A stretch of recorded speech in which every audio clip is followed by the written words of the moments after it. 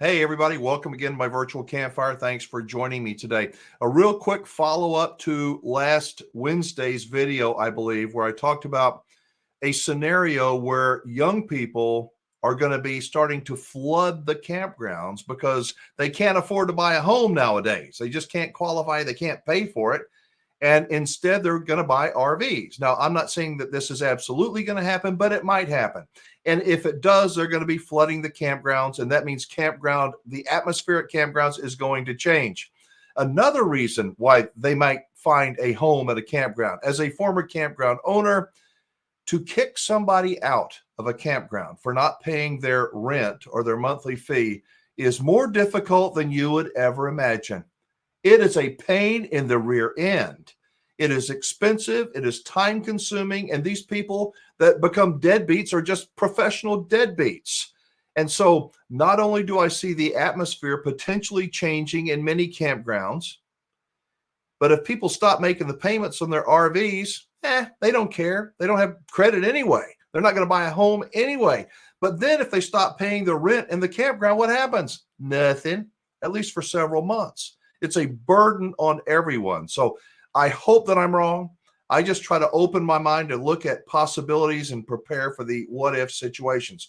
All right, I've got a video. I'm going to do a reaction video with you today, and I'm going to turn people off. I know I am. That's not my intent, but I see TV and media as this place where we are being injected with these messages, these subtle, not so subtle sometimes messages to try to influence us, to let us say, well, I guess everything's okay now. And you've got to see it. So I'm poking around on the internet. And then I just got this email in. I thought, you know what? That's why I'm going to do it today. Before I do, I want to play a little phone call. This channel is brought to you by the RV Dealers I Trust Network, some of the best RV dealers in the nation, and I work with them. I'm proud to be able to work with them, and I hear and I speak with their customers, their actual customers. They come from all over the country, all walks of life, but they're all real people. And here's an example of a customer that went to one of my dealers recently and made a big purchase of a motorhome. Why'd you go to Berryland, and how was your experience?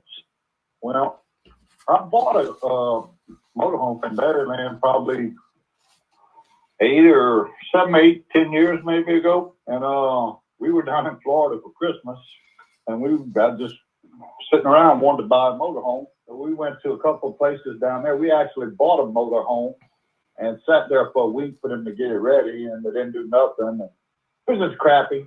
So I told my wife, we just got our money back, and I said, let's go back to Berryland, man. That's where we bought our last one. Let's just go back over there. And that's how we ended up back over there. Met Mr. Jock, super cool guy, super nice, very helpful. Actually, if I had to say anything, I'd recommend him to teach classes on how to treat people. Here, ever heard that before? Jock Milton is a salesperson over at Berryland. He's phenomenal. He is so good. It's like this customer said, he ought to teach classes on it. That's how good it was with him.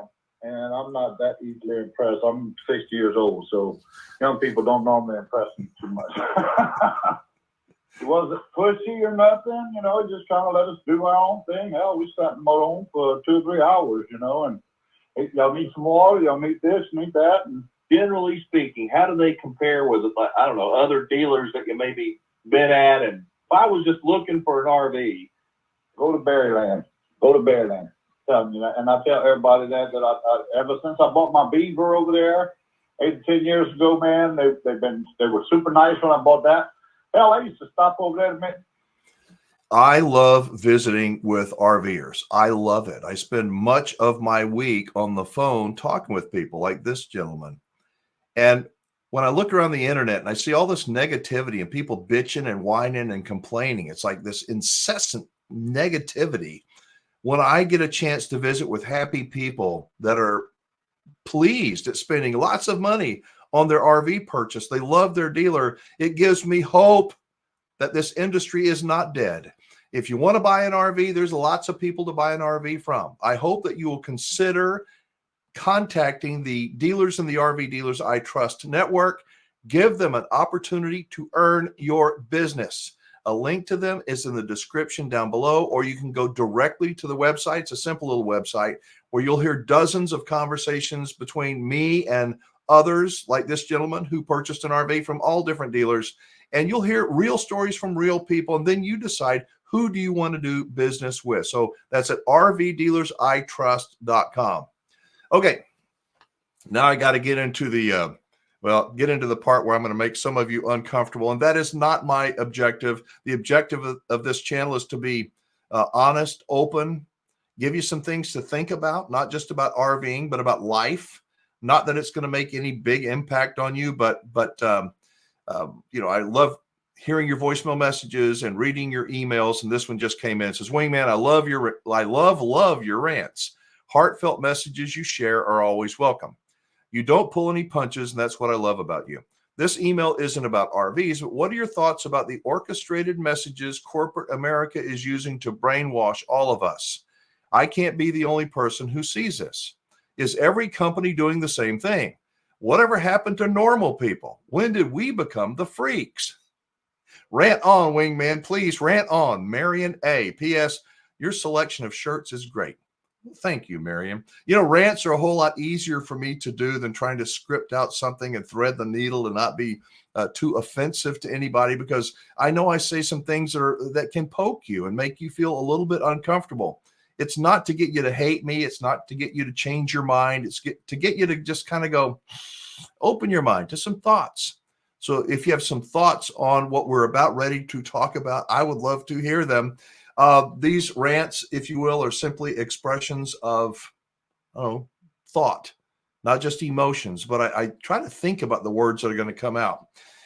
We're going to talk about these advertisements and things that we see all over the place on the internet. And before that, you may or may not know that I used to do TV fishing programs and hunting shows. I worked with a lot of ad agencies, from little bitty companies all the way up to General Motors. And if you see anything on television, any kind of an ad whatsoever, that ad was created. I'm probably talking more than 90% of the time. That ad was created by young people that are under 40 years old for sure. Most of them are probably under 35 years old for sure. And they are based upon their values, theirs, not people that are your age, not people that are my age. And every single shot, every word, every character in those commercials is carefully selected, not to sell a product necessarily, but to also sell you, to let you know we are an inclusive company. Look, everybody likes us. Everybody gets along. So I'm doing these videos and I search on YouTube for different things, and I found this one. Watch it with me, and I want to hear your thoughts on it. I'm telling you right now, I'm going to put a link to the source of this video in the description down below. If you like this kind of thing, check it out. I like the way this guy thinks. I may not agree with everything he says, but I want to hear what you think. I want to hear what you think about this. Here we go. Let's see. All right, so before we go any further, I want to point something out real quick, because some folks will get uncomfortable when I focus in on race. This is just part of the current social conditioning, okay? What you need to understand is, as my grandfather used to say, a thief trusts no one, and a wife beater is the nicest guy on the block every time. Here's another way of putting it politically. Who's causing the most harm to the minority population in this country, or the people of color? These very same people running around calling everyone racist if you try to have an adult conversation in this country.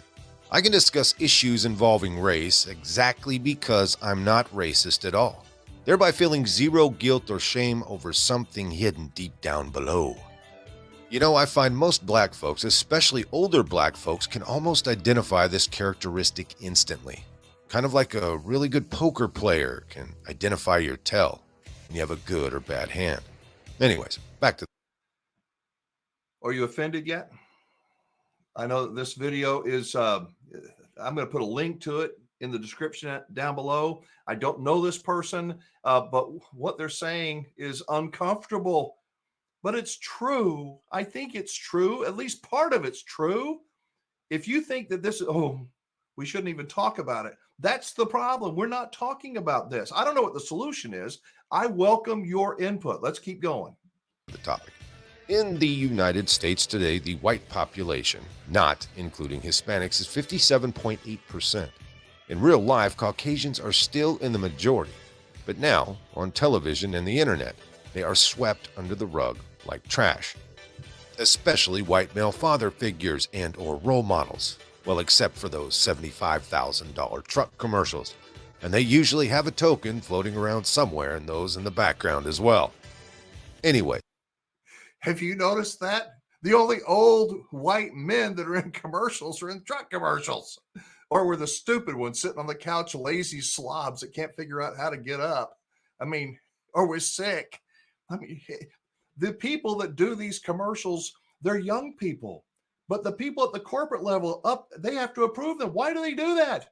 They do it because they feel they're forced to. Let's continue on. I want to hear what you think about this. This is today's rant, not trying to be ugly. I'm just trying to bring up some things that to me, they're so obvious. And I was not able to articulate it nearly as well as the guy that did this video.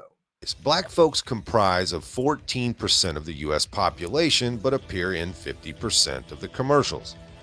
White actors now appear to promote health insurance, gold, loans, and some medications in those really, really expensive trucks I talked about earlier.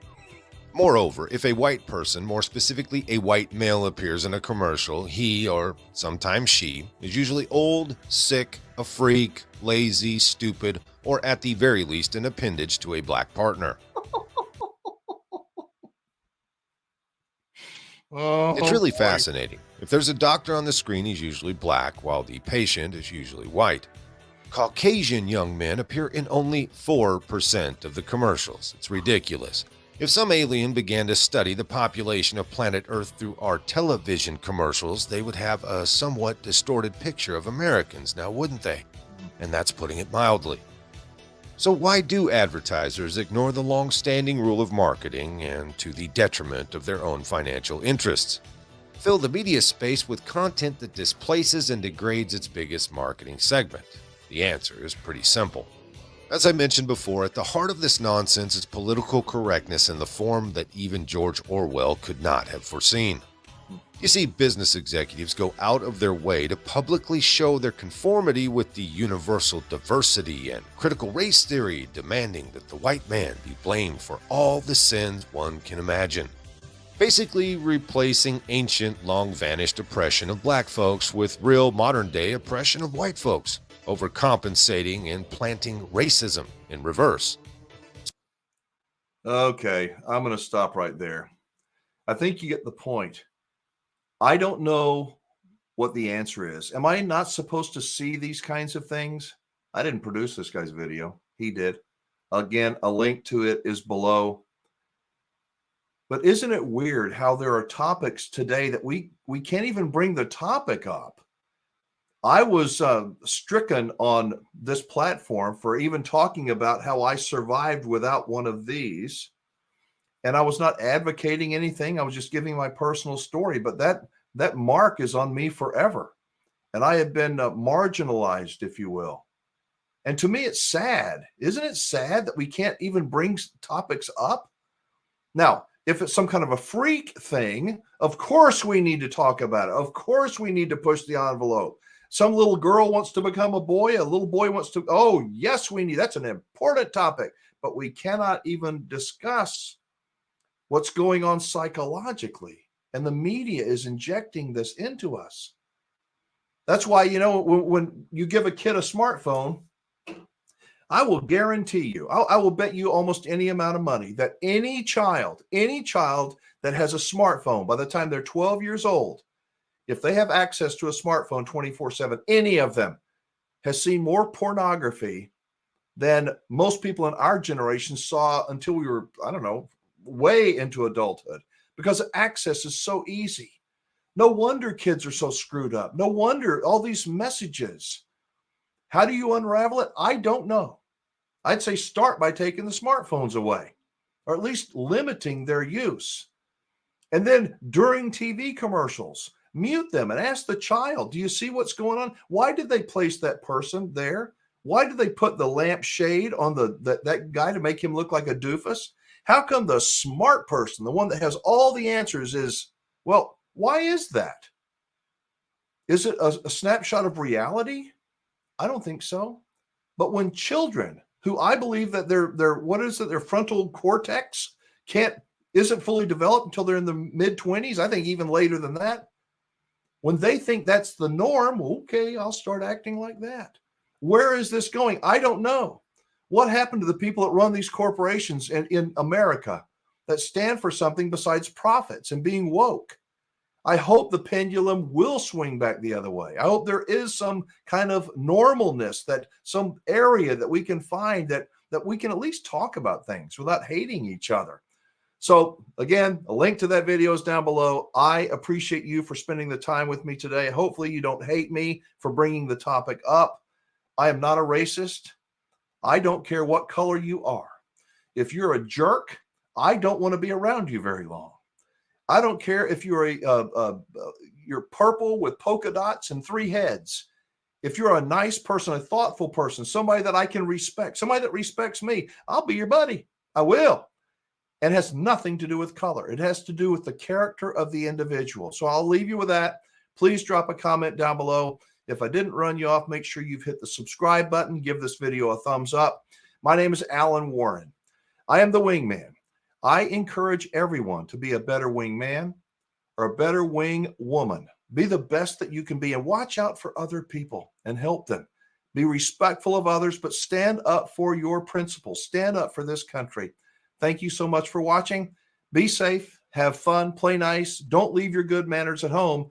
And I'll see you again very, very soon. Bye-bye.